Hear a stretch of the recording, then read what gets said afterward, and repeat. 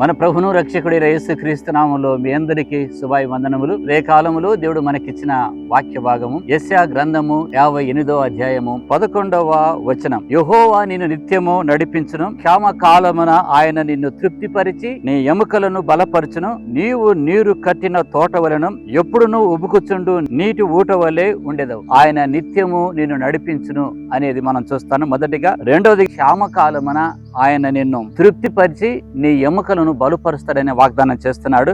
నీవు నీరు కట్టిన తోట వలె ఉంటావని, ఎప్పుడూ ఉబ్బుకుచుండు నీటి ఊట వలె ఉంటావని ఆయన వాగ్దానం చేస్తున్నాడు. నా ప్రేమి, నా సహోదరా సహోదరి, దేవుడు మన కొరకు క్రీస్తులో దాచించిన ప్రతి వాగ్దానము శ్రేష్టమైనది, గొప్పది. కనుక ప్రభులోను నిలిచి ఇటు గొప్ప వాగ్దానాలు స్వతంత్రించుకుంటూ నువ్వు దీవించబడుతూ ఇతరులకు దీవెనకరంగా ఉండాలని ప్రభు పేరిట మనవి చేస్తూ దేవుడు మిమ్మల్ని ఆశీర్వదించును గాక. ఆమేన్.